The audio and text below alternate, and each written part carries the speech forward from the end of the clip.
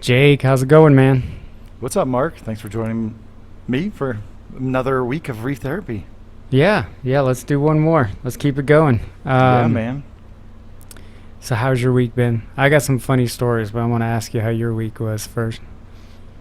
Um, it's the thing about reef tanks. If you have, I think I'll say this a lot. When you have 30 corals, 50 corals, 1,000 corals, you're fixated on the few that aren't doing well. Yeah. And just out of the blue, this Turbonaria huronensis that have been growing out for like 3 or 4 years just started melting from one side. What? Just totally unprovoked. Nothing changed. Nothing happened. I might have been I might have been feeding the tank a little bit more. Yeah. And as the colony has gotten larger, like a typical Turbonaria huronensis is like a plate with some spiky coralites pointing Yeah. up. This one it's going to make a fabulous like shelf piece if it doesn't pull through. Um, it's like multiple branching tiers and plates and branching. It's really like dense, and I could see how in the middle of the tank it might be capturing more detritus now that it's a larger size. So yeah, it just came out of the blue. I fragged a couple pieces off the bottom of it that seemed less affected. I don't know if it's going to pull through. I have a few other strains, but that's one that was like, it was one of those just almost like throwaway junky pieces of Huronensis that I had kicking around for a long time Yeah. until I got it into position, and got it to a place where it liked. And then there's one corals. It's just so weird. The polyps never come out during the day. They always come out at night. And there's 3 other Turbonaria huronensis in the same tank. No other corals are affected. So I'm just assuming that because it was so large and really a 3-dimensional shape, that it just started catching some detritus in a damaging way. So, it's like all the corals are doing amazing. All the tanks are doing amazing. All the fish are doing great. And then, last few nights I'm going to bed, I'm like, oh no, my hero coral, poo-hoo. But yeah, otherwise, like, so far so good. It's been a good week. I've had issues with my house, and now like a piece of my upstairs ceiling is missing, but that's not reef related. But so I have some funny stories. I'll start with the first one. I think we talked about this on Reef Therapy, but out of all the pests for the last, I want to say 15 years, I have not encountered Aiptasia in my tanks. And it's not that I'm Nice. not looking, right? Right. I just haven't. And now in my coral quarantine this weekend, or this past weekend, I looked in and like, holy crap, I got a bunch of Aiptasia. So they must have hitchhiked on something that I'm, holding in there that I just recently bought. But it's just funny that I said it and then I jinxed myself, and I have some Aiptasia to deal One with. thing I'll say about sneaker Aiptasia is anytime I get frags from someone, even if they go into a main display, they go like on a rack or something by themselves, and I'll just leave them alone. And without any other algae in the tank, without any other Aiptasia in the tank, they will grow out of a frag, like the frag base, the frag plug, right? The frag plug will come in about as clean and new as possible, with a healthy dose of biofouling. Yeah. And you have to assume that some of these coral vendors, frag farmers, are managing pests and parasites. Yeah. They have a copper band or a filefish to eat down the Aiptasia, or plenty of cleanup crew and surgeonfish to eat down the algae. But absent of those, I mean, like I said, visually you'd look at it and be like, oh man, that's a really clean frag plug. Just leave it alone for 2, 3, 4 weeks, and it's just a whole ecosystem of unwanted things Yeah. that sprout out of the ceramic. It's really astounding how little it takes for any of those things to sneak in. Yeah, it's mind blowing. And I think we're probably the same. Normally, I remove the frag plug. In these particular cases, these were corals that were so heavily encrusted on the frag plug that I was like, eh. And then I briefly debated. Sometimes what I'll do is I'll take a syringe of hydrogen peroxide and just very accurately and carefully basically fizz all the plug without getting it on the coral. Mhm. Kind of wish I had done that, but I didn't. Um, So yeah, now I got to go eradicate it. But the upside is it sort of validated my need for starting to have a little holding tank for new coral purchases because it didn't make it into my display, right? So You never know. You never know. Even my own tanks or my own corals, you just never know what is present, but just being mitigated by the biology of your aquarium until you move it into another tank and observe what does or doesn't come out. yeah, yeah, it's true. Um, So before we dive any deeper, I just want to make a couple announcements. One, we're at number 19, the 19th what? session of Reef Therapy. Yeah, exactly. And we've taken a couple weeks off, but we're chugging away, and I see echoes of our discussions on the Reef sphere online, and it's really, really cool. But this is going to be the final episode, the last episode of Reef Therapy, uploaded to the Reef Builders YouTube channel. Just a little bit of boring kind of behind the scenes business stuff. We have long form videos from Reef Therapy, and we have long form videos from Reef Stock at Home, and they're really affecting the views on the main Reef Builders channel. So the Reef Therapy channel is already established. We have uploaded videos there, and that'll be a great place for clips. So if you enjoy watching Reef Therapy on YouTube, make sure before we move any further, go ahead and go to the Reef Therapy channel. So, but if you're listening to it a podcast, everything will be the same. Just make sure subscribe in your favorite podcatcher, rate us, all that jazz. I think that's most of the housekeeping we need to do, and we can get back to the discussion. Yeah, and you guys always put the link in anyway, so they can scroll down and click and find the Reef Therapy channel pretty quickly. Oh yeah, and as an added bonus, we actually have a new widget or something installed on the website where you can stream the podcast of Reef Therapy right on the Reef Builders homepage, right? Oh, so that's you can cool. get your Reef Builders news digest alongside listening to your Reef Therapy. Kind of fun. I dig it. Yeah, you can watch your reef tank, read the news, and listen to Reef Therapy at the same time, all in one place. I had to laugh. I was watching a video of somebody interviewing somebody on a reef tank, and somebody made a comment like, hey, they're showing reef tanks. This is so much better than watching two guys drink beer and talk about reef tanks. And I was like, man, we're trying to be a podcast. So the focus is audio discussion, but we do the video because some people. I mean, I'd same like I'll watch some of my podcasts in YouTube format because the reactions and stuff are good. Yeah. But every now and then we'll have something to show. Yeah, I had to laugh though. You can consume it however you want. But man, I love working on my reef tanks and listen to people talk about reef tanks. That's just my jam for sure. They could be talking about like the most banal thing. I'm like, it just puts me in my zone. Yeah, it made my day. Somebody commented that this is their cue to do maintenance on the tank. So like whenever a new one drops, they'll listen to it and they'll do their tank maintenance or water change, and that made my day.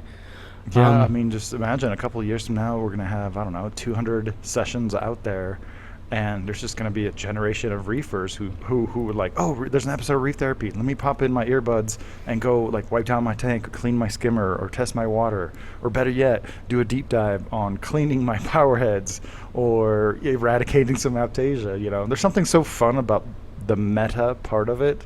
Yeah. I don't think it's exclusive to anyone. I think almost everybody is all about it. Yeah, so I guess for today, and this sort of cues up part of what I thought would be good for today is that I thought it'd be good to talk about just quarantine in general. We've talked about it a bit, but and not really. I don't want to get off my lawney about it, but just maybe just share our opinions about why we do it and why we think it's beneficial, both for coral and fish, but then also. As you mentioned that we're already 19 episodes in, I thought it'd be kind of fun to address some of the questions that have come up in the feedback on, at least on YouTube. I haven't been able to see if there's anything through. I don't know if you can do questioning. Yeah, so that's the main reason that we do Reef Therapy on YouTube, because you can't comment on Spotify or your Apple Podcast. Maybe there's a platform I don't know of that you can comment on, but that is one of the few ways that we can get some feedback on what we're discussing. But yeah, I think it's about time to talk about to go over some of those questions that we've had. I haven't looked, I try to engage and I look at them and I answer them on the spot, but I can't think of any right now. So it's going to be on you to kind of take a look at those. I copied a few down. Some of them are just very specific to reef keeping, like, hey, what do you guys think? Should I do this or that? And then other ones were a bit more of, deeper questioning but yeah, we can try to get through all of them. I don't have a lot, but I think we could frame this discussion way beyond typical quarantine, right? I think we should kind of cover the archetype of what people typically think of as a quarantine aquarium, but there's so much more to it than that in terms of making sure to get healthy, pest-free livestock into your display aquarium that is going to live a long time without giving you too many troubles. Yeah, and so, one way to lead into that is because another experience I actually had today really triggered the thought, because I was, in a way, the benefactor, is that the word? The beneficiary of somebody doing an amazing job quarantining some fish, right? And so it wasn't even my quarantine efforts, but just to get a fish in a shipment in the condition that it was in was a bit of a mind-blowing thing for me. So that actually leads me to the other funny story. So I ordered some fish, and normally the FedEx guy, COVID and all right now, they just drop it off at the door and walk away, and I'm good with that. I don't want to do the whole signature, but I noticed the FedEx guy was still standing there, so I opened the door because I thought something was wrong. And he was like, "Hey, man, I just ordered some fish from them as well." No way. And so that blew my mind that my FedEx driver was a reef keeper, and next thing you know, we were talking for about 15 minutes about reef aquariums and fish. And so if your package was late and you live in my area, I apologize. But super cool dude. Who'd you order from? So I ordered 2 fish from TSM Aquatics, and I'd never ordered from them before, admittedly. I'd been a bit of a loyalist with Live Aquaria. I liked their diver's den, but one fish that I had for like 10 plus years was a Regal Angel, and I had to quarantine it. It came in bad shape, and then I had to feed it clams from Whole Foods, and teach it how to eat, and then it took months and months and months before it would eat anything else. And it was a journey. And of course that becomes your favorite fish because you put so much effort into it. So I've always had a soft spot for Regal Angels, and I was actually it was last week I noticed that they had a juvenile Regal Angel available, no pre-order, like it's done with quarantine. And I was like, I'm gonna buy that fish, because I thought with their rigorous quarantine process, one is I'm getting a disease-free fish, but if it survived that long, it's probably eating well, right? Yeah, absolutely. So I put it in an acclimation box in my reef tank, and I threw some pellets in there, and literally 5 minutes after it being drip acclimated and put in the acclimation box, it was eating pellets. And oh my God! For a Regal Angel, especially a juvenile, that just blew my mind. And I thought, see, I am benefiting from somebody doing an amazing job. What is conditioning. Your time worth? What is not even the time? It's not even just. If you're young and you want to learn, and you really want to kind of master all those techniques, yeah, sure, go buy whatever raw fish you can find and try to fix it up. But when you're, young professionals like you and myself, you got a family, you got a career, just the stress of dealing with it. Even sometimes it can be really straightforward. But when you can receive a fish from a company like TSM that is just ready to go, eating pellets, man, that's when you've made it. Pellets or flakes. Yeah. Because you're still gonna feed frozen food. You're still gonna feed, really hearty food. There's lots of stuff they can graze.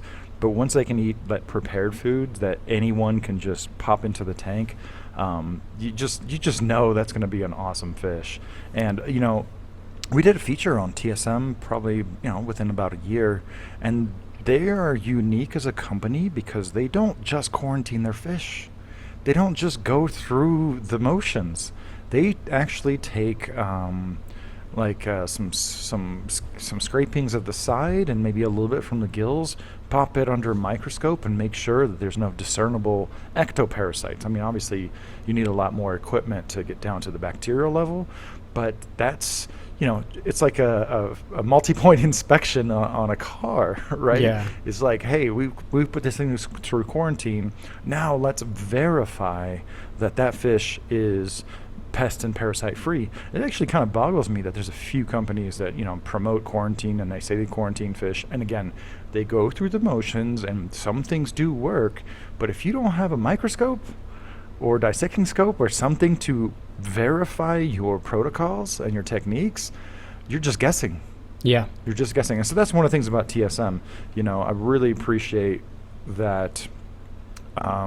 The fish, depending on the fish, right? Depending on the species, the price is a little bit of a premium, but it's not just the time involved in quarantine and conditioning the fish. It's also like just that peace of mind. Even if I'm treating something that I've treated before and I know it's going to be fine after 3-4 days or a week, I'm still a little bit on edge dealing and handling with that fish. That's why I go through periods where I'm like, all right, let's get a bunch of fish in. I haven't quarantined anything in a while. Then I do it all at once and I manage everything. And then once everything gets distributed to the tanks, I'm like, okay, no more fish, no more new fish for like 3 to 6 months. I don't want to do it anymore. Yeah, it's exhausting, man. I mean, I'm quarantining a couple of fish right now. My local fish store is great. They keep their copper steady. They do hyposaline.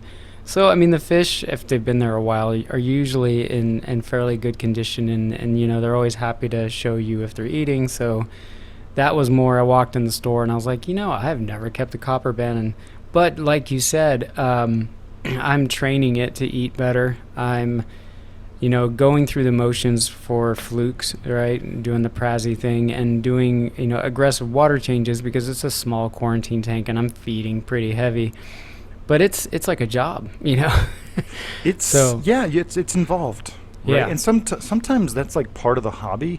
Dude, I have the biggest like rush of satisfaction when I fix a fish. Yeah. Right, and I would say that's about 50, more than 50%, more than 50%. Usually I can diagnose something, treat it, but it's going to go in its own quarantine tank. It has to be fed separately, and just the act of feeding it separately from the main quarantine system or conditioning system, and then all the other displays, it just takes away from the enjoyment. And I'm right there with you. Yeah, and so, but the big takeaway for me was because when you go through the effort of conditioning and quarantining a fish, I mean, today my copper band started eating flake food because I've been mixing flake food in with the mastic, and that made me happy. Right, to your point, like it's rewarding, but I guess the epiphany didn't really hit hard until I unboxed a fish that I felt fairly comfortable introducing directly into my display because somebody else had gone through the effort of doing all that and being like verifying it, right? Right. And we're just around the corner now with aquabiomics, where maybe not now, maybe in a couple years, maybe in 5 years, that fish will have its certificate of health from aquabiomics, right? So if say somebody like TSM has a batch of fish and they develop their own techniques, or they send samples off to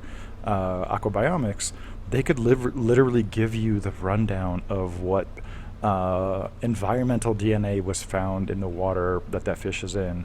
And that might be a little deep. If you want to take a look on reefbuilders.com, we did a whole write-up on the test for fish diseases and parasites. But yeah, I think pretty sure that's the future. Yeah, I'm pretty sure we can glimpse the future from where we're standing right now. That would be amazing. Like we already have that right now with salt, right? Sea salt. Plenty of companies have ICP batch analysis of what that salt mixes up at. Like why it's not a big leap to say, wow, maybe in 5 years or so, when you get quarantined fish, they might have this bill of health sign off from a company like Aquabiomics. Man, People who say that there's no innovations happening in the reef aquarium industry are not paying attention.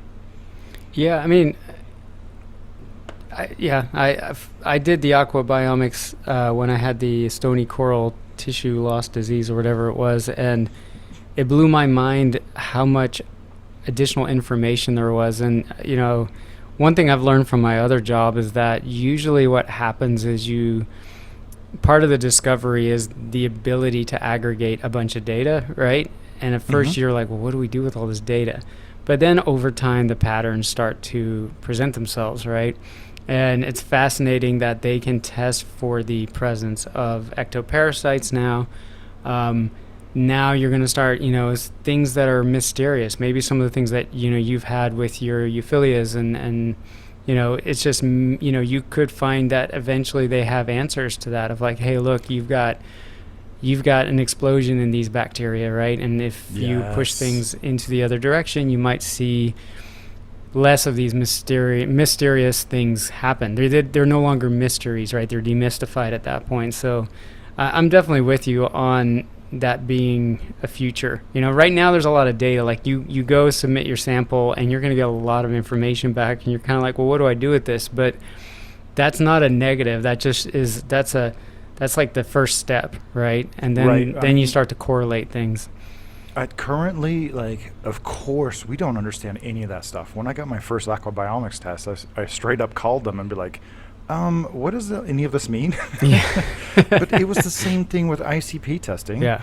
It would be the same thing for newbie aquarists to be given phosphate, nitrate, salinity, pH, calcium, alkalinity, magnesium, iodine, iron, and all these things. Like if you presented somebody even with like the basics, they'd be like, I have no idea what any of these letters mean or what these numbers mean, but it's just over time, like we start, I just want to see the things that I should be having and the things that I shouldn't be having. Yeah. Now I gotta tell you this anecdote that I heard, and I'm not going to call out anyone, but someone we both know, whose opinion or observation skills we respect, has been dosing bleach to their aquarium.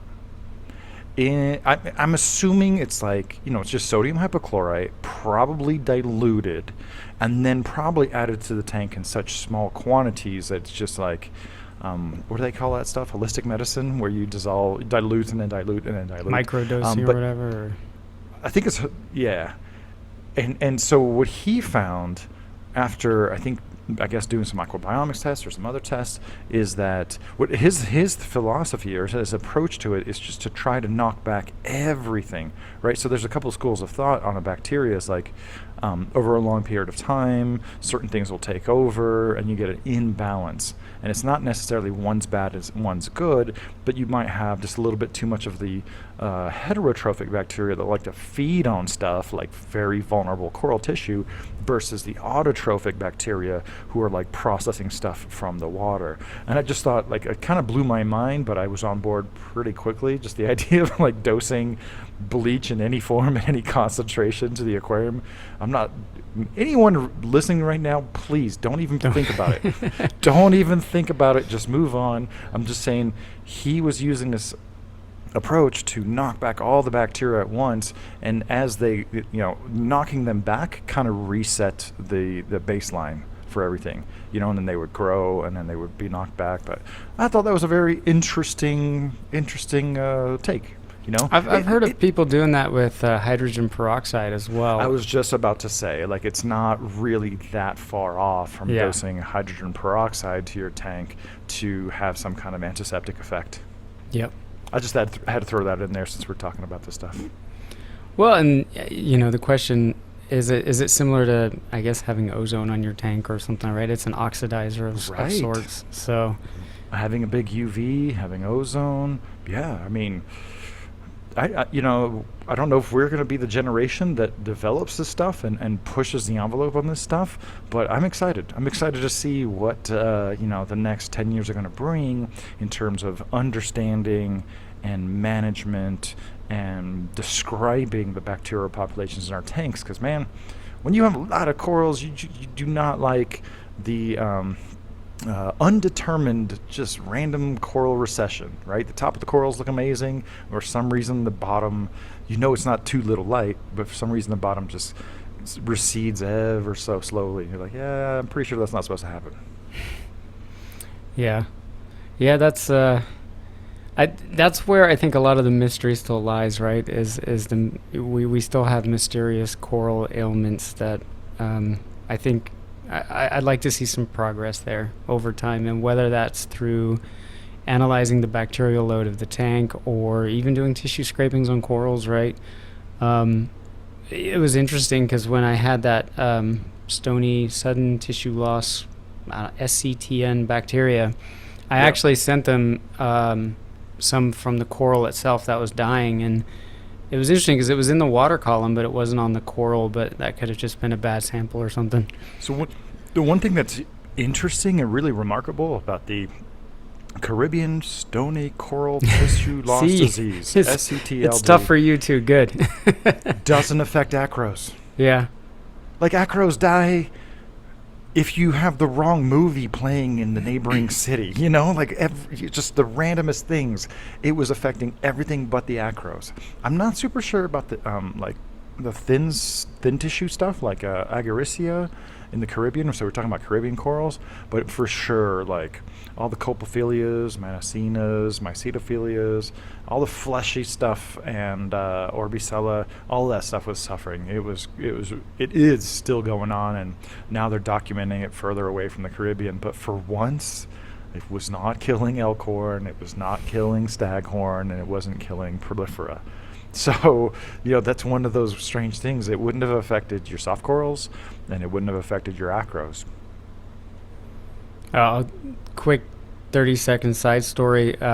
When I was on a sea kayak trip in the Bahamas, but it was in the Exumas, where there's a bunch of uninhabited islands and stuff, and we'd be camping. And so I'd go explore the island with my buddies who were not reef keepers. We went around this rocky ledge in the middle of nowhere, and I looked down, and there's palmata, just huge ones everywhere below the water. And I'm just screaming with joy, right? I'm like, oh crap, I gotta go get my snorkel gear, and I ran There's back. an And underwater tree. yeah, there's just trees underwater, right? And they were healthy and everything. And my friends had they didn't get it. They were just like, They what could is going on with not this put dude? it together. Yeah, I had to explain it just- to them, You have no idea how important, significant, and unique this coral is growing in this one place. That's one of the interesting things about Aquapearl palmata. I know it's been wiped out by 99% throughout the Caribbean, but every now and then you just find a spot. You find a spot, and it's not just surviving, it is thriving and blanketing and just absolutely dominating that's kind of smaller scale habitat. Yeah, Super and it's cool. so cool. Oh my god, that's a cool coral. Anyway, I got a little side story I want to throw in there before Right. we forget, but it ties into this conditioning quarantine process we're talking about. So you don't get those 3 purple tilefish. Well, I have 4, but one of them is blind, so he's in some kind of purgatory. But I put the 3 out in a display, and I kind of borderline hate them. Oh, no. Because they live within 3 inches of the water surface, and I'm watching them right now. I fed them twice today, and they do this thing where they're just together breaching the water surface. I'm talking about head and eye totally out of the water, spitting, just kind of wiggling together right at the surface, and they look like synchronized swimmers, just sitting at the surface, just breaching nonstop. I'm like, dude, go hide in a rock. It's like the fish is arguably gorgeous, and I am absolutely hating its behavior because I don't know if they got conditioned too much or they became so tame that now all they want to do is just live at the water surface and spit water and beg for food. I'm not one of these aquarists that reacts to that kind of behavior, right? I am going to feed you whenever I want. I might skip a day. I might feed you 3 times in a day. But they just nonstop live within 3 inches of the water surface. They don't swim in the middle of the tank all beautiful and graceful like you expect from an anthias or a flasher wrasse. And it's a fish I've had on my list for 3 years. I'm like, did I over-condition these? Did I train these guys too well? they're like puppy dogs. For food? Yeah, but nonstop. It's not like when you just walk up to the tank and all of a sudden they're at the water surface. They live there. They just live at the water surface. It's annoying. Good problems to have. Definitely. Yeah, First world. luxurious problems. I had a Regal tank that was like that, and he would splash water over the tank, and it pissed me off. I'm like, dude, you're ruining the stand. There's always salt all over the tank. And even on my webcam, like, I could see him, and he would also inhale air and then, basically generate bubbles out of his gills. Mm-hmm. And I don't know. It's just, I think there was something up with him. Like, I think captivity did something to him.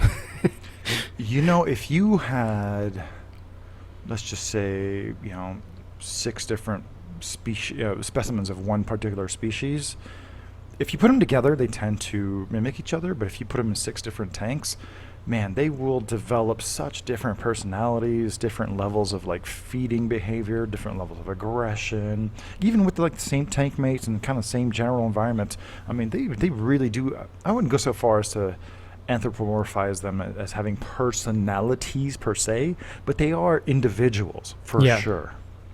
For sure. No, I agree. I mean, I've kept the same type of fish.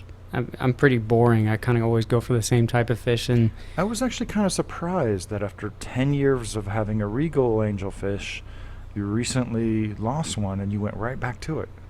That kind of surprised me a little bit. I'm like, if I had an exotic fish like, I don't know, an emperor angel for 10 years, I'd be like, oh, you know what? Let me get a different one. But granted, there aren't that many fish like a Pygopleiades diacanthus. well, and in my experience with one fish, which isn't a good sample size, they are relatively reef safe because the corals they do like to eat are corals I don't like. So, Such as?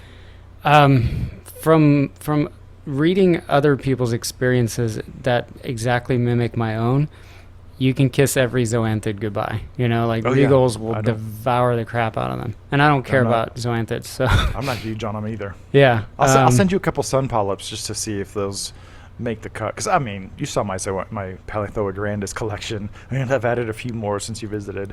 I don't know if they'll qualify, but yeah, you want to eat the zoanthids, go ahead. Yeah, it'd be interesting if such a toxic, example would be palatable. They're reef safe. They don't get too big when it comes to large angels. And I was actually talking about not doing large angels again and just going with like a harem of pygmies, which I do have some flames in there, flame angels. But I saw it on the website and I was like, man, I miss that fish. And then knowing that it's fully conditioned and probably eating well and quarantined, I was like, all right, how do I say no to that, right? So they are great. Well, I don't want to be responsible for anybody's coral losses, but in my experience, they're probably one of the better choices if you're willing to put the effort into conditioning them, which can be a pain in the butt because sometimes they don't eat. I debated doing something a little more risky, like a majestic angel or... Ooh. Yeah, but I don't know. Go with what you know, and it's such a beautiful fish, man. I don't know. Yeah. Absolutely. So I have to say, man, if I get fresh fish, obviously they're going to a hospital tank first, just in case they need any immediate treatment. And within a 10-gallon tank with a power filter and a cover, I can concentrate the food near them a lot easier and just kind of fine tune it for that fish before they go into the main like long-term quarantine conditioning system. But man, my biggest hack for quarantine fish is look out for used fish. I have picked up so many good fish. Man, you know what I got this past weekend? I got a 5-inch coal tang for 17 frags. They cost me 17 frags. Half of them bubblegum digi, the other half like neon green candy coral. And I had never seen a coal tang this big. Obviously, 5 inches is not that big for a surgeonfish, but I had no idea. I don't think I've really seen a big coal tang before. The yellow patch around the eyes grew more than the fish.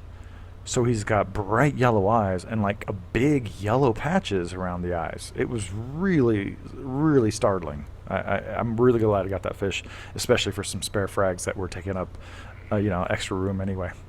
Yeah, and that's sort of a rare fish now with all the Yeah, now it's shenanigans in unobtainium. Hawaii. That was a tank teardown, and you could tell, man, that fish had been in captivity, 3, 5, 6, 7 years. I don't know exactly, but it was a tank teardown. I didn't snag the large 6-inch powder blue tang that came in on that tank. Right when I called the store, I overheard somebody saying, "Hey, I'll grab that powder blue tang." I was like, "Oh no, I wanted that one too."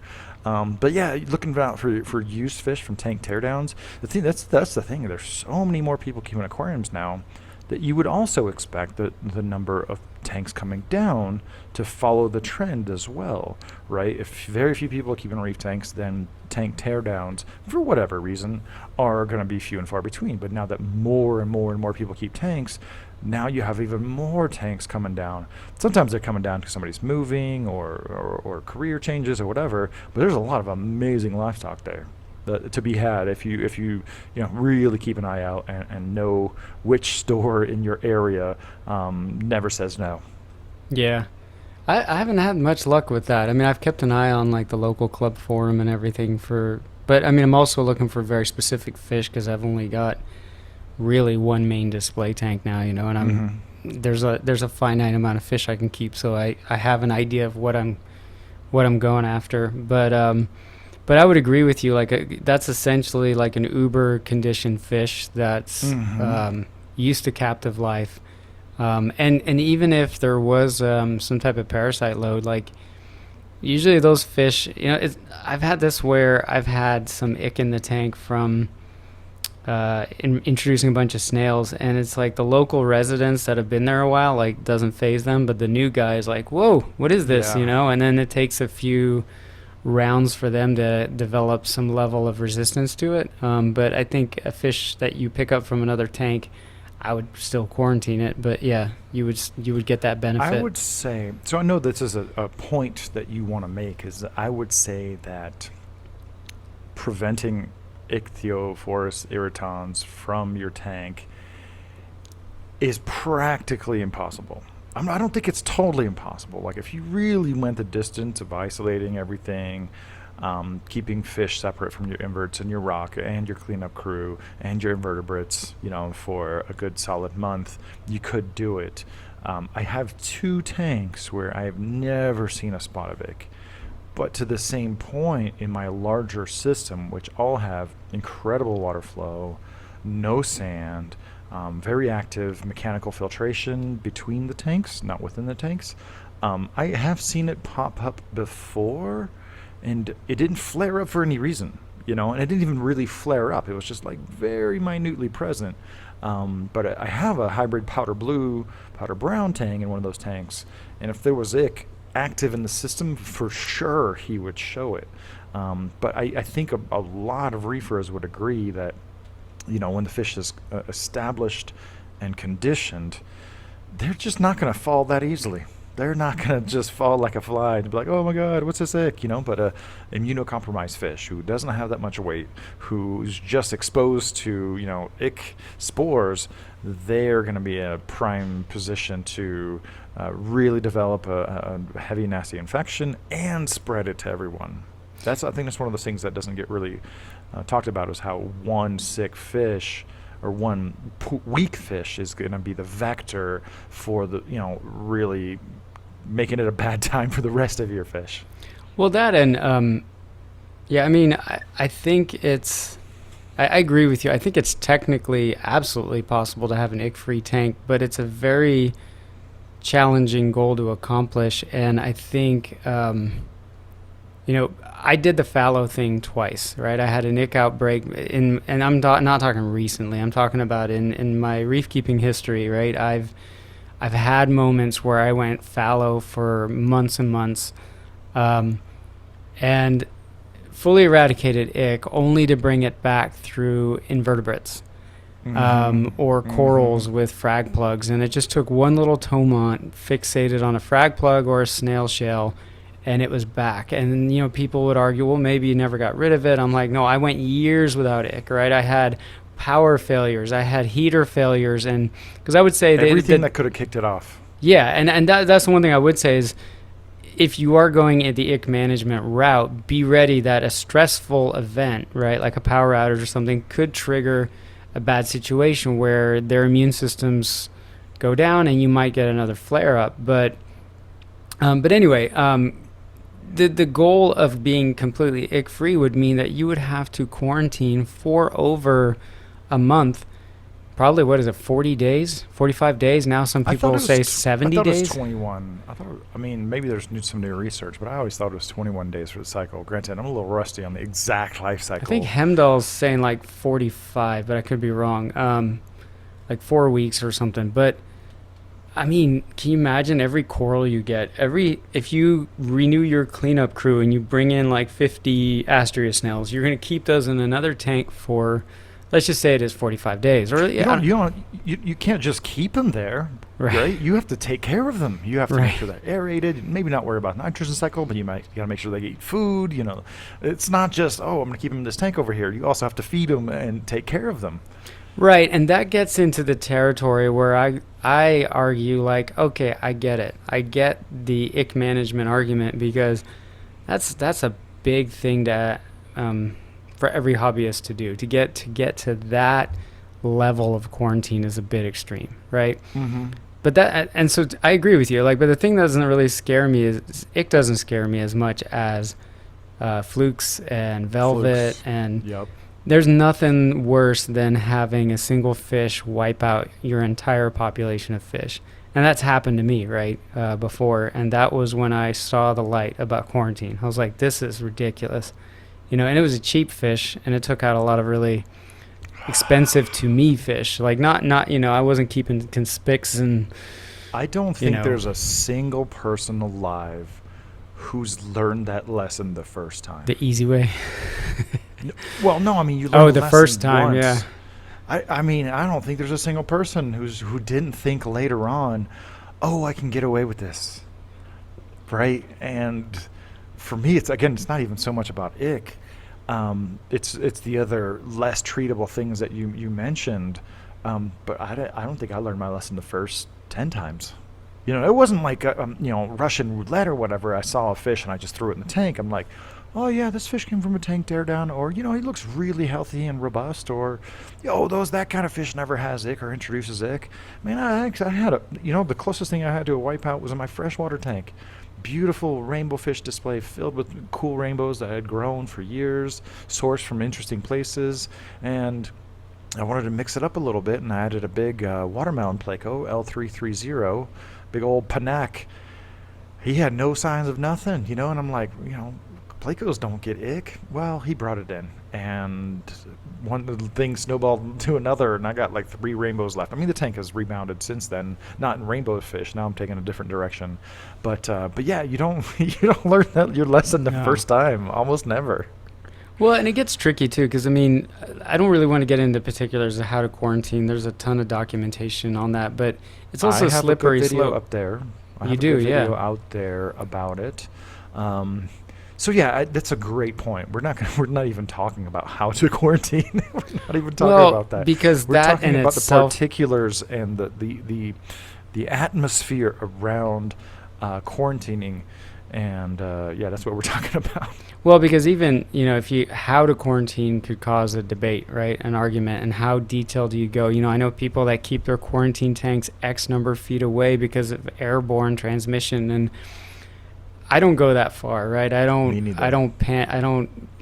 not that OCD about it, but I think, and this is where you and I agree, some mild prophylactic treatments to get the usual suspects out of the way, right? Like some Prazi, something to treat ectoparasites, and then just condition the hell out of your fish, because they are going to be under a lot of stress when you finally put them in the main display. And if you've fattened that fish up and got him accustomed to the things that you like to feed, and also just accustomed to you, that's the other thing, is like, it's funny, you buy a fish and they're terrified of you, but then after about a week of feeding them in the quarantine tank, they're begging like a goldfish.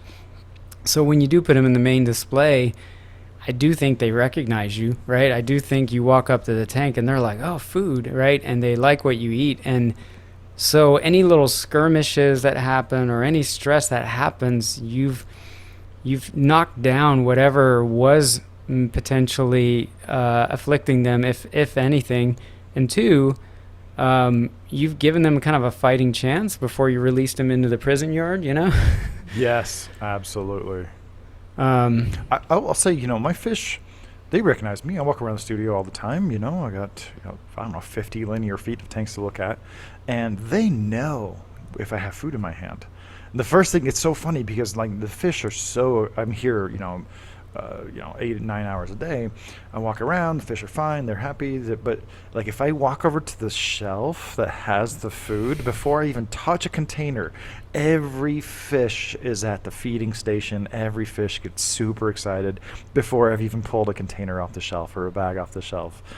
So yeah, I mean these fish are definitely creatures of habit. I agree. Yeah.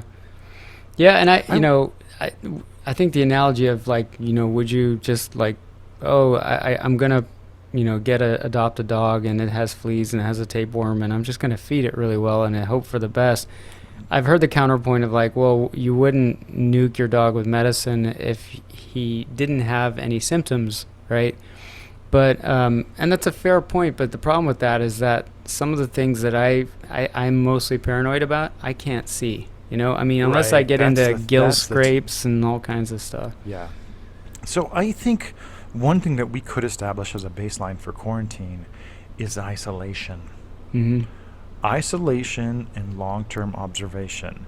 You don't even need to be an expert or even very far removed from a beginner to look at something for a few days and tell, is it healthy? Is it getting better? Or is it getting worse? This applies to corals, fish, invertebrates, and on and on. And, I've been so freaking diligent about quarantining and isolating my fish before they go onto the displays, before they go into the fish tank. And I need to do that more for new corals, because now I have so many freaking corals and so many displays, and some of them are linked and some of them are not. But I'm like, all right, from now on, anything that's been shipped, I mean, if it's a frag from a friend and it's been in a tank and not causing problems, that's one Yeah. thing. But anything that's been a part of the supply chain and has been exposed, even if the coral's not wild, but it's been exposed to wild corals, I am going to be probably setting up like a 30 or 40 gallon tank. And I always had that in mind. It just didn't materialize because, here's the thing. When you're first setting up a tank or first building a studio, everything is quarantined, right? Everything is new. Everything is freshly introduced. So if one thing I would say to some of the newer aquarists that are listening to this, your first tank is a quarantine tank. As you're adding the first handful of corals, it doesn't make sense to isolate your corals from a tank that doesn't have any corals in the first place, right?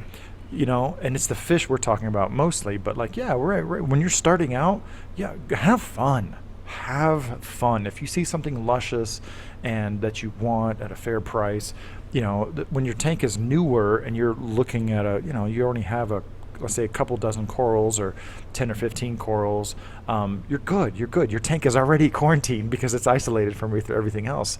So when you're starting out, you can definitely, get away with adding corals to start. You don't have to isolate corals from a tank that doesn't have any corals yet. True. Yeah. Yeah. I mean, and I don't know when your number of corals is relatively, thin. I mean, really, the main pests.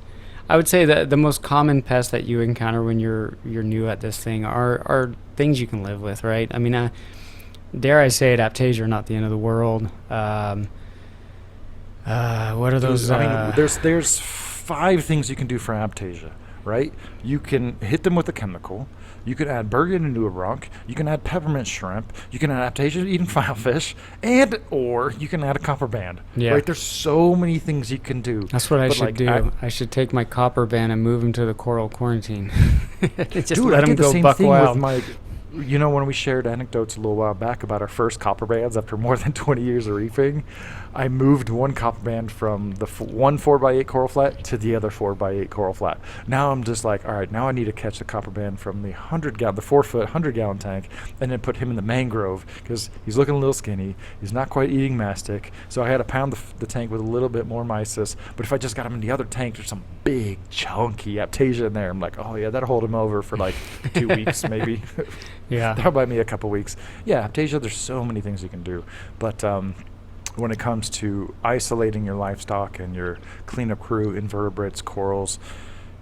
Ounce of prevention is worth a pound of cure, man. I'll tell you what, especially with the high stakes game of like fully loaded reef tanks.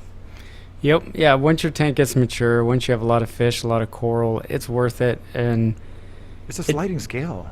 yeah. And I mean, a lot of people have bad experiences quarantining, but that's usually because the quarantine setup is set up in a rush, right? It's usually like, hey, I bought something and I need to put it, and it's not looking good, so I gotta put it somewhere, or you're just really excited to start getting some livestock. But I mean, I just keep some cheap PetSmart mollies, and of course my bug-eyed, deformed jaw lat as an addis clown. Yeah. But they just keep the biofilter going. They're happy. They're well fed. I overfeed that tank but do lots of water changes on it when I can. So it's just a ripe tank, right? Like I can throw some fish in there and feed, and my nitrates are going to skyrocket, but I'm not going to get an ammonia spike or anything like that because I got fish that are just hungry little pigs that are living in there anyway. But a lot of times when I see people who gave up on quarantine and you start to look into it, it's usually just not a really mature system that they're using to quarantine Exactly. in. It's a sliding scale. The longer your tank goes and matures and is filled with fish and corals and invertebrates that you love, the more of a gamble it is. The longer you go to add something new from the wild or from an unknown reef tank. So yeah, it's a tricky gamble. I don't know how to tell people. I don't know how to give people pointers to hang their hopes onto, you know? Yeah. But one thing to not hang your hopes onto is garlic. Oh, geez. Garlic will not do nothing for ick. It's a good There's appetite been- stimulant, like maybe some fish, but that's about it. Garlic. I literally will do a Google Scholar search every couple of years just to see where it's at. No doubt, garlic, not even just for fish, but like for all manner of aquaculture invertebrates, it is just a bio benefit. It's everything possible as far as just like helping with the general health, appetite stimulant, knocking back certain parasites, not eradicating them. But I mean, I remember when garlic really first came out as a treatment. What was it? The Ecosystem Aquarium Garlic Power or something? And Yeah. then I was just swear by that. And everybody who had ick, I'm like, oh yeah, just add this to your food. It'll be fine. And now they make foods with garlic in it. It's like, man, that don't do nothing. Mm-mm. It makes your fish just a little bit happier, but it's just like taking vitamins. It makes them a little stronger, might give them a little bit more appetite, but there has never in the history of everdom been a tank whose ick outbreak has been treated by feeding the fish more garlic. Well, and on the topic of feedings, the naysayers of quarantine are like, no, you just got to feed the fish more. You got to put it in your system and fatten it up, and it's got to get, bacteria in its gut and blah, blah, blah. And I'm like, you can do all that in a quarantine tank. I mean, it's you don't need to put it in your earthy natural reef to stimulate its immune system. And then, it's not like we're doing... I mean, chemicals can be harsh, don't get me wrong, in a fish, but there are ways to treat a fish prophylactically without, it being like chemotherapy, right? And knocking the fish down. So, Don't think of quarantine as like a part of a hospital ward. Yeah. Think of quarantine as like the lobby where you get to know that animal for a little while. You know how aggressively it eats. You know what it likes to eat. You know how it likes to behave and where it likes to sleep before it goes into the rough and tumble environment of your main display or displays. Yeah, I mean, COVID is a great example, right? If back in 2020, and who knows, it might come back now, is you go travel somewhere and they'd be like, listen, we want you to stay in your hotel for a week or two. Make sure you didn't get anything nasty. Enjoy the food. Watch the movies. It's not like they were pumping you full of medicine, right? They were just right. Like, You're hey, just, isolation. just chilling. Yeah. So, I don't know. I see a lot of tanks. huge tanks with fish rooms and elaborate sumps and crazy 300-gallon tanks. And it's like, I feel like if you're spending that much money, one, you have room for a quarantine tank, but two, Quarantine tanks. Yeah. Tanks. Because if you're that dedicated of a reefer, you're never going to be timing your new fish to come in right when your last batch is ready. Yeah. I know we're already like, oh, you should set up a quarantine tank. And I'm over here like, no, you need two. I mean, if you're like a really active aquarist, you want two. You know, if you're a normal aquarist, like a sane person, one is totally fine because you're not getting new stuff all the time. But if you're a little bit more of an aggressive reefer, you never know when that next rare fish is going to come in or that used fish is going to fall in your lap. And like that's why I have two hospital tanks. Although one of them now has kind of been earmarked for corals. One of them is a hospital tank for fish, and then have a kind of long-term conditioning system for fish. But I think that's a pretty good segue into acclimation boxes. Yeah. Because I think that was one of the major points you wanted to hit on. And I think this was an interesting kind of a co-discovery by, I don't know, hundreds of people across the aquarium hobby over the last 3 to 5 years. Yeah, I would say the acclimation box, and there's different vendors that sell them. Tell the viewers and listeners, what is an acclimation box? So imagine an acrylic box. Some of them use magnets, some of them have hang-on hooks for your aquarium. It's perforated acrylic, so water flows through it. So essentially it allows you to put a fish in it, and it's getting used to its environment. It can swim around, you can feed it, and all of your other fish can now see that fish without getting to that fish, right? Without being able to do anything aggressive or territorial against the fish. And for me, that has been a game changer. I used to use egg crate, and I used to always purposefully do my live rock in a way that I had a place in the tank where I could partition the tank with some egg crate. But that was a pain in the butt, right? Because now you got to herd all your fish to another side. So when companies started making these acclimation boxes, I picked one up, and I mean, it's ridiculous how much the introducing a new guy to the fish tank or a new fish, and then everybody freaking out and beating the crap out of that fish, how much diminished that is. Because if you keep that fish in there for, I mean, sometimes I do it for 3 days, right? But then once I open the door and let that fish out, everybody's bored already with that new fish. Yeah. So this is like, I don't know, it hasn't been discussed nearly enough. I think a lot of people know, but it hasn't been crystallized like nearly enough that acclimating your fish to the presence of a new introduction, they get bored. When you first add a fish to a tank, man, everybody wants a turn. Everybody has to get their pound of flesh. It's crazy. I mean, it depends what kind of fish you already have, depends what you're introducing. But when you have the acclimation box, 2-3 days, 1 or 2 weeks, you just keep it in there. So it's like a halfway house between, the full-on isolation ward and going into your full display. It's like, all right, here you go. You're in the tank. Everybody can see you. I can still watch you, but I don't have to manage the chemistry of the old, quarantine system or isolation system.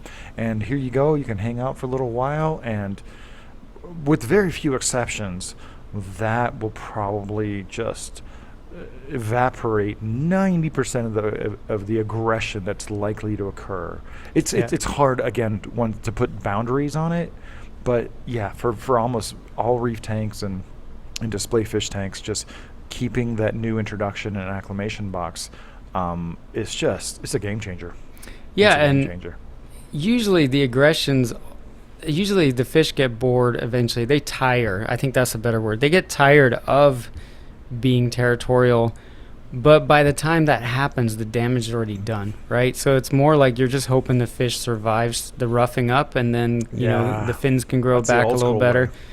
But and then the other thing is, like, if you are in an ick managed state, right, where there is a little bit of ick that flares up when there's a stressful event in your tank, well, you've just created a stressful event for everybody. And I've seen that even where the resident tanks get ick because they're stressed out about the newcomer, right? Yeah, and the newcomer's got a heavy infection, and he's spreading it around just like cooties. Yeah, no, that's a great point. And it's really observational. Like I put the Regal Angel and I bought one other fish with him, a swallowtail angel. I put them both in their own acclimation boxes in the morning. Ooh, fancy. And I just watched, man, and I watched, and I mean, this Regal is smaller than my flame angel, my largest flame angel, right? Oh, He's you got smaller. a tiny one. He's smaller. That's what was so amazing was it was such a tiny juvie that was eating pellets. I was like, this is awesome. But Lucky. Well, not too lucky because you got it from TSM, so I know they already did the work. yeah, and one throwback to quarantine. If you're buying your fish from a company that's reputable about quarantine, to me that is quarantining your fish. You paid somebody else to do it, right? And you paid a little bit more premium. So worth it. Yeah. Now, there's companies that will slap a 7 to 14 day guarantee, not fingering live aquaria, but there's companies that will just do that, and stores will just say that, and they'll replace your fish. That doesn't mean anything. That just means they'll give you credit or give you another fish. That doesn't mean they've actually gone through the motions of making sure that fish is. They're making sure they're not going to get a call back about that fish that isn't positive, you know. And if you dig deep, there's a couple companies that are really trying hard. Like if they list their protocols, or you can find articles about these companies that are really describing what it is they do. I think at the very least, keeping some fish in copper for a little while, that's not even quarantine. No. Right? But, companies that stake their reputation on it, man, just not having to do the work and not experiencing the stress is totally worth the price. And yeah, so and that circles back to the acclimation box where I put both these fish in their own boxes, and I fed the tank. I noticed the Regal Angel was trying to get at the pellets it saw through the acrylic that it couldn't get to. Nice. So I was like, oh, okay, let's feed you already. I thought you might need a little more time to get adjusted.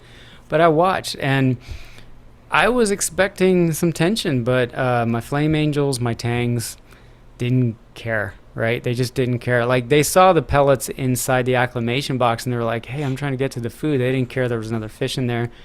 So by about 5 p.m., I made a gut move and I said, these fish are quarantined. They're eating.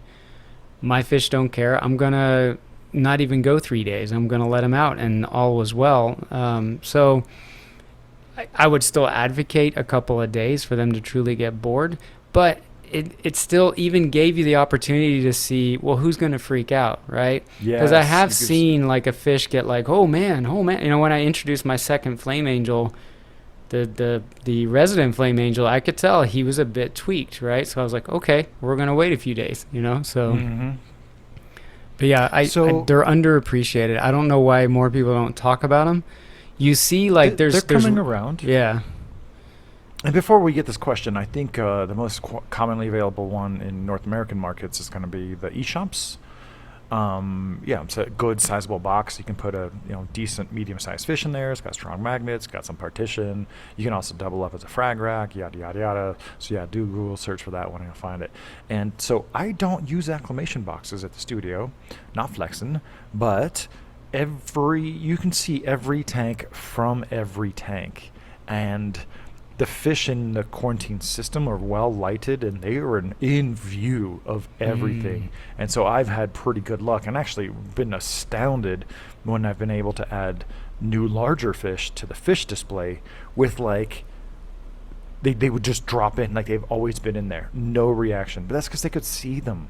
Yeah, right? I talked to Jules about this for a bit. So if you have your quarantine tank next to the eventual tank, that's part of the gradient of having that acclimation box. So you don't necessarily have to have that isolation container for the fish in your display to start taking in the fish that are in quarantine that are going to be visiting them pretty soon.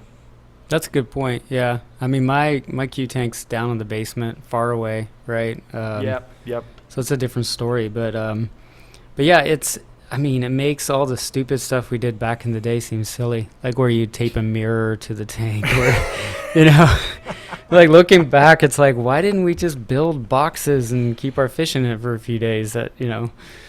I don't know. Some of the best discoveries are just serendipitous. Yeah, We just and have to once they're try out and there, they're try. obvious, right? Like the best Mhm. inventions are like, duh. Hindsight is 20 freaking 20. Yeah. I think that's kind of all the points that I had about general quarantine and isolation. And I think in the near term to midterm, people are going to be applying that to corals as well. Yeah. Yeah, I mean, You I know, that was sort of the messaging I got out of my life this week was one, just getting conditioning a fish on my own while getting these amazingly conditioned fish, and then also suddenly seeing a pest I haven't seen for 15 years show up in my coral quarantine tank was like, oh, this is why I didn't put these frags in right away. So yeah, yeah. it was a It's so good funny, take home message. in some tanks you're just you have a management plan, a mitigation plan to always keep it in check. And in other tanks you don't have to do nothing and you don't really ever see them. And then once in a while you move a coral, I'm like, oh, what is that brown squiggly thing? Oh, that's one Aiptasia. Oh, darling little thing. If it's just one, who cares? But yeah, when it creates a little carpet like you're seeing in your isolation aquarium, then you want to do something about it. Well, and Absolutely. in a way, I was that guy, like, right? I was like, oh, I don't need to quarantine corals because I haven't seen an Aiptasia in 15 years. It's like the guy that's like, I don't worry about fish parasites. I haven't lost a single fish. And then it's like, yeah, just wait. Yeah, It yo, no, it's may Russian take 10 roulette. years, but There might be 100 slots in that chamber, but you keep yeah, pulling that trigger, you're gonna get it. You're gonna get something. yeah. And I'm learning that to a deeper degree, like more dimensions of that. And for sure, here soon, I'm gonna be setting up a 30, 40 gallon tank for anything that's been wild. And that's something I'm putting out there is like, if you're buying frags, like ask the person if they really grew it, right? All of these fancy torch corals, and this is like the one that introduced some undesignated funk to my aquariums. Almost all those fancy ones, no one's really growing them unless they're really established strains like the Dragon Soul, or that's about it.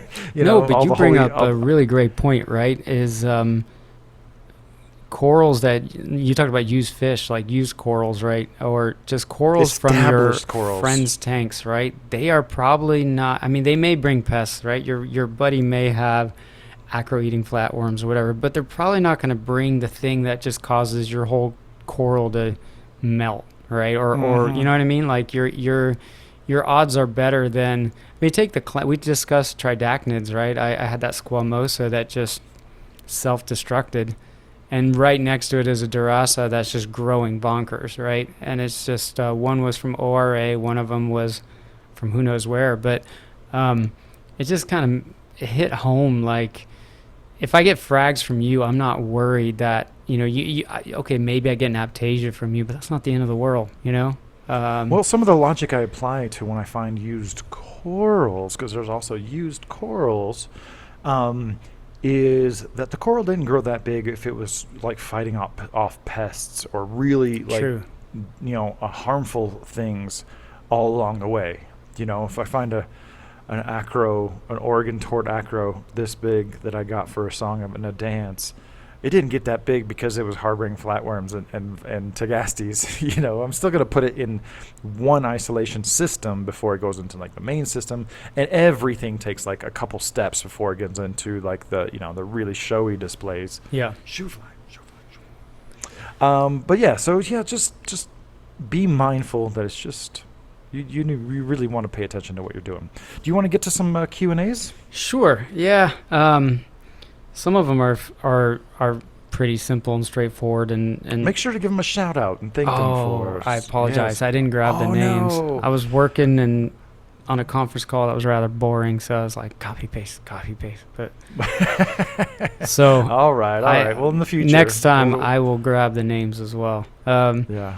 The first one I had to laugh at was like, can you guys call out what you dudes are drinking before the chat starts? And I'm gonna have a very disappointing answer because I used to be cool and drink all kinds of cool microbrews, but now I just drink Heineken. Oh, you freaking Dutch reefer. No, I do. I've got some IPAs. There's one called Creature Comforts. Oh man, Tropicalia. The Georgia people will know what that one is, but So I live in Golden, Colorado, which has the largest single-site brewery in the world, and man, I love me the taste of banquet. I can eat 6 banquets, and have feel about the same as like 2 solid microbrews. I don't remember what this was called, but this one was super fancy. Ales what cures ya. The fermentation sciences practitioners, proprietary recipes, and propagated yeasts. I can't give away the brewery next door, right away. But yeah, I'm usually drinking something fancy. But banquet's my jam. I love that stuff. Yeah, I like good beer, but it's I'm now that I'm in my 40s, I recognize that I can't get away with that anymore. I've got to. I'm right around the corner, brother. I'm a lawnmower beer guy now. Yeah.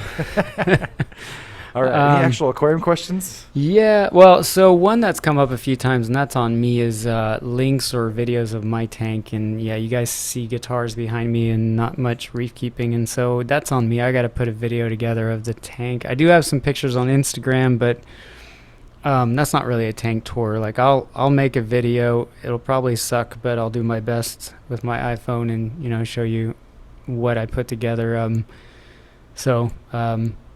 Yeah, to those that have asked that question, I'm aware. I need to get off my butt and do that. So, I just have like this corner set up for podcasting, and I got tanks. I'm like literally staring at tanks while we're doing reef therapy. This is like the one time a week I can just really take in things from a distance. And it's just like, it would be a chore to move the lighting, the camera, the computer, the microphone, the amplifier all onto some other spot. But yeah, we'll find some great occasions to share video clips of our tanks, because I have to say, man, I am trawling the internet at any given time looking for great looking reef tanks, and I can find some good looking equipment rooms and some good looking sumps, but they are like 10 to 1 to the actual aquarium. It's kind of sad, but I don't want to end on a sad note. What else you got? I mean, and if the folks are okay with like a slightly reduced audio, I could probably set something up in front of my tank one night so that at least it's in the background, and maybe use some AirPods or something. Well, maybe we could just leverage a little technology where we just play videos of my tank, then your tank, then my tank, and your tank instead of doing a video. Big brain on I Jake. think it's possible. That's probably the technology might be a couple years away. You think we can do that? Okay. We might be able to pull it off. This one, this could be its own podcast. Could you guys delve into the difference between our home tanks and the ocean? Oh boy. Yeah, and he went on, I won't paraphrase the whole thing, but he went on to, or quote, he talked about, we're trying to match the ocean's chemistry, but there's so much of our systems that don't match the ocean to begin with. And it's an interesting point. I don't really know where to start with that. The one thing I that... do. Okay. People have this notion that the ocean is like this beautiful, ideal, optimized place to just live your life as a sea creature, and that is just couldn't be any further from the truth. Every creature in the ocean is fighting to survive, whether you're a coral, a clam, a fish, a sea cucumber. Like, there's something out there to eat you. And here's the thing. Here's probably like the main point I want to make. People fetishize stability, and that could be its own podcast. They just act like it's some magical I know where you're going thing. with this. Yep. Well, let's take the example of the Great Barrier Reef. The Great Barrier Reef, the northern barrier reef, is closest to the equator. It has the most stable conditions, and it's experiencing extremes of water temperature. The northern Great Barrier Reef bleaches. The southern Great Barrier Reef, which is closer to the pole, not close to the pole at all, but it's further from the equator, it experiences the widest range of temperatures and the most extremes of environment. There's no bleaching happening in the southern Great Barrier Reef. I went diving inside the Great Barrier Reef. It was 69 degrees in the winter time. Right, I was surrounded by angelfish and clams and aquaporas, and I'm like looking at my dive watch the whole time, like, how is this even possible? This does not compute at all. And so there's definitely this fairy tale about the ocean, that it's just like this perfect environment and things are so stable, so awesome. Like, okay, sure, you have a huge pool for diluting nutrients and pollution. Dilution is the solution to pollution, so the ocean is super giant, and this giant reserve of minerals which will never get depleted like they would in the ocean. But they have to experience storms, they have to experience seasons, like even closer to shore where there's some shallow water acros, like twice a day there's a tide coming in with, fresh ocean water, and a tide going out where they're just getting bathed by very hot, probably lower salinity, a dirty and high turbidity runoff from the land. So like the ocean, unless you're talking about a really, really isolated place that no humans or almost no humans ever go to, every habitat that we go to are pretty close to like humans and the shore and the forest and the dirt that runs off of it. So I think that's the biggest difference. I think our tanks in many ways are actually too stable. They're more stable than what you would see in the ocean. I feel like I could just sit here and tirade for 20 minutes, but that's my first answer. No, and I think the key word too is competitive advantages occur because certain things can handle certain stressors or certain conditions better.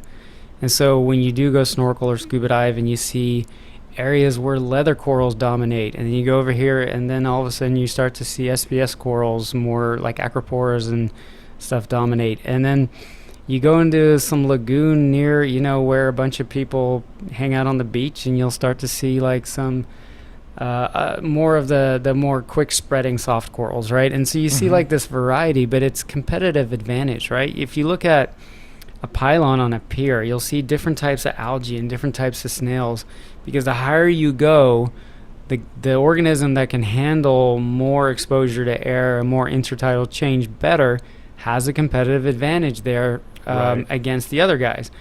And so the key point about that is that it's not this big, like when you say ocean, that's a very generic term, right? It's a very... There's so many environments. Yeah, so with many different stressors, right? And my personal opinion is, so one argument I've heard is that, in the ocean is rich in food, but nutrient poor, right? So there's tons of crap for corals to eat, but there's tons of water volume to take the pollution away. So, the argument is like, hey, feed your tank heavy, but then skim the hell out of it and do carbon dosing and make it nutrient poor. That's been always a recipe for failure for me in a tank. So here I am trying to mimic nature, and that just doesn't work for me. So we've talked about this. I'm still skeptical about coral foods. And the one point I would make is, if we had coral foods figured out, then why are we still having such a difficult time with so many asymbiotic, or what's the word I'm looking for? Non-photosynthetic corals, right? Because the one... You know what? This is a good time to call out every coral food manufacturer. These guys have had decades to do trials, to do experiments, to demonstrate that their food works, and they don't. They just show one tank, some guy who probably had very low nutrients, just finally started eating a food, and I'm like, oh my God, look at all the polyp. I was thinking about this last night. If I had more money and more time, I would get 2 tanks and do this experiment. But then your brain starts to talk about controls, because what if the corals in the tank where you feed coral foods grow because of the additional availability of nutrients, right? So I am not exactly, except for coral spawning, where that the coral needs like the whole suite of nutrients for the next generation. I am currently not convinced that just having nitrates and phosphate in your water is like 80% of the way to actual feeding. That's my theory, that and fish poop, because like I said, all the coral food arguments I've heard have been very anecdotal. So how about the coral foods who claim to not have any phosphates or nitrates? How does that make sense? Those are like the building blocks of life. Well, phosphate's like one of the building blocks of life. So. Right. So you know who you are. And I don't want to put anybody on blast, but there's one company that claims that their food does not raise your nitrates or phosphates. Maybe it's just phosphates. I'm just like, Yeah, that's not how food works. If our food didn't have phosphates or nitrates, it wouldn't be food. And, If and that's the same thing for corals. and I didn't want to go like that. I know we go off on tangents, but that was a good example of some arguments about replicating nature that to me don't work for me personally. And until somebody can successfully, long term, for many years, grow non-photosynthetic gorgonians, like forget the Then you have a dendros, food. right? Dendroneptias and all. Let's just Yes, let's just do gorgonians that are non-photosynthetic. Yeah. Yeah. Show me that. Show me somebody who's keeping those and they're growing and they're fragging them for 5 years, and then I'll become a Yeah. coral food believer. Stop throwing money at your influencers and set up a couple of experiments at your place Yeah. to demonstrate that your NPS food actually feeds and grows NPS. And I'm not even talking about one, hyper-focused NPS coral specialist who knows the tricks of getting the food in there. Like, demonstrate it a couple times. Ooh, that was a great tangent. We started talking about the ocean Well, and then about food and then NPS corals and then putting companies on blast. I love it. Well, and it's this assumption that the photosynthetic ones eat something different. It's like, do they? No. I mean, they're all in the No, they same water, in the same plankton. Anyway, we'll stop there. I think that might be a great question to put a pin in it and save some questions with the names for a All future right. session. Fair enough. I mean, I don't know there's going to be a greater question for us to answer than trying to compare the wild to a home aquarium. But yeah, I think our home aquariums, I think the last thing I want to say on that question is that when I'm diving, I would loosely group the corals. 25% of the corals that you see out in nature, you will never make your corals look that good in your aquarium. 50% of them are doing pretty good, and we can get our corals looking about that good in an aquarium. And then when I'm diving, there's again another quarter of them that are okay. They're just getting by in a cave or underneath another coral or getting overgrown or getting blasted by sand or just whatever it is that I'm like, oh man, I wish I could collect that coral and just make it happier in my aquarium.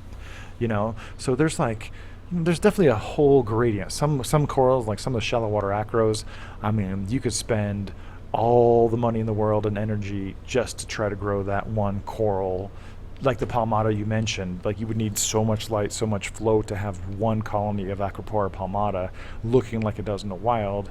But then some other corals, they're struggling. If you could just only put it in your nutrient-rich, blue light heavy, home aquarium, it would thrive. That's true. Yeah, that's a good point. Yeah. Awesome. I love the energy on this session. Let's try to incorporate a few more questions into some future ones because there's some good thought-provoking questions in the comments. Once again, this is going to be the final session of Reef Therapy on the Reef Builders channel. If you're listening to podcasts, don't even worry about it. But if you're watching this or consuming this on YouTube, listening, commenting, whatever, make sure to subscribe to the Reef Therapy YouTube channel. And they'll be just a couple clicks away. Awesome. We'll see you All over right, there. great conversation, time. Yeah. Mark. We'll come at it next week, and we'll talk to you guys very soon. Sounds good, man. All right. Thanks, everybody. Bye, guys.